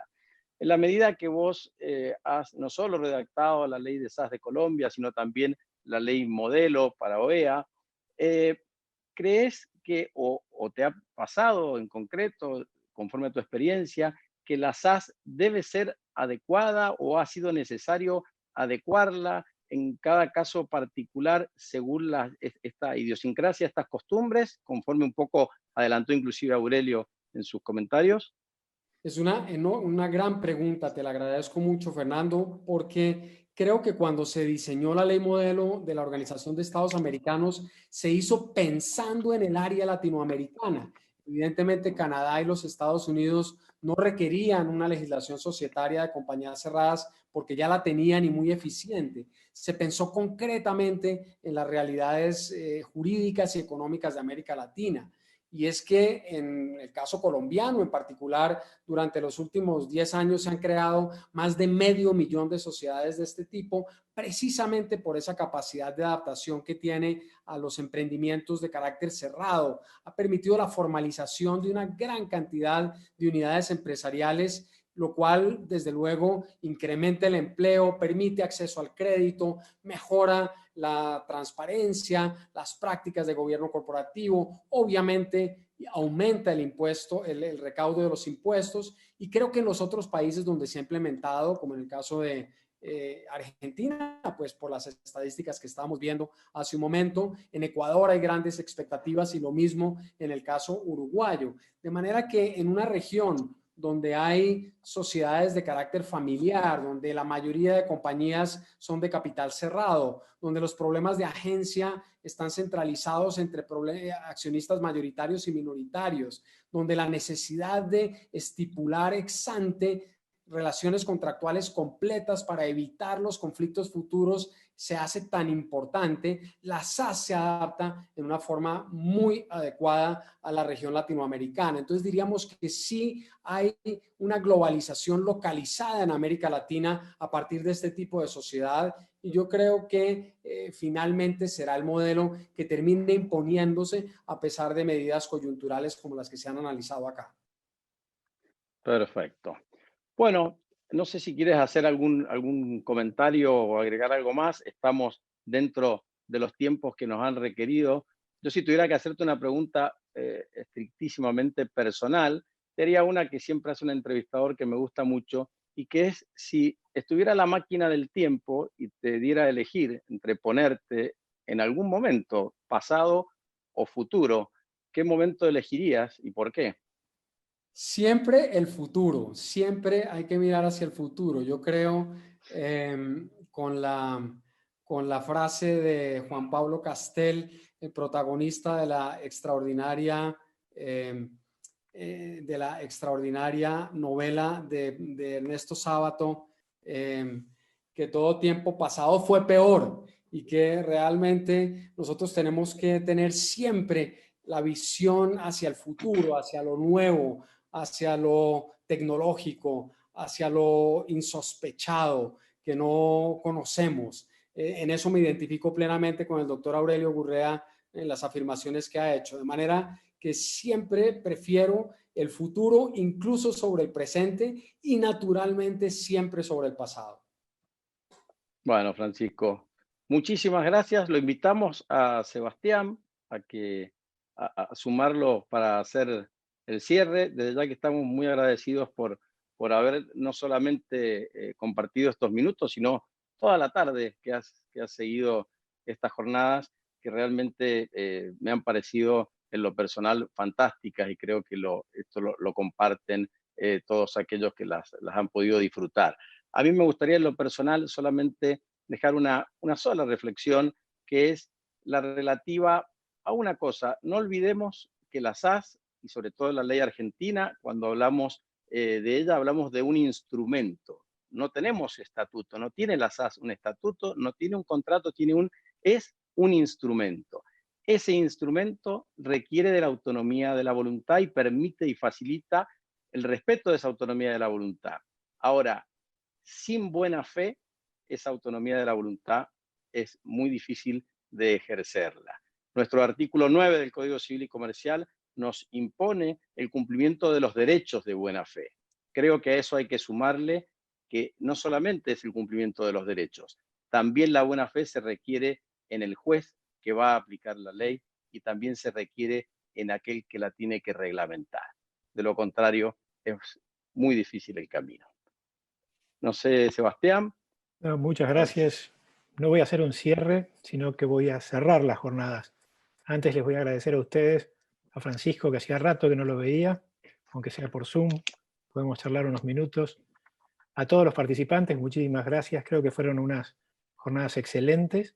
Tuvieron un promedio muy alto de gente participando. Esperemos que las próximas sean presenciales. En lo personal sigo extrañando el contacto, pero fueron muy buenas jornadas y les quería agradecer en nombre de la Facultad de Derecho de la Universidad Austral a todos los disertantes y a toda la gente que se acercó por este medio a compartir un día o medio día sobre temas que a nosotros tanto nos entretienen y que creo que en estos tiempos además son de especial utilidad. Así que solo eso. Muchísimas gracias a todos y esperamos verlos en próximas jornadas, encuentros en estas y en otras universidades. Así seguimos compartiendo entre todos esta manía de estudiar el derecho desde el aspecto práctico preferentemente. Muchas gracias a todos. Buenas noches y gracias por haber participado.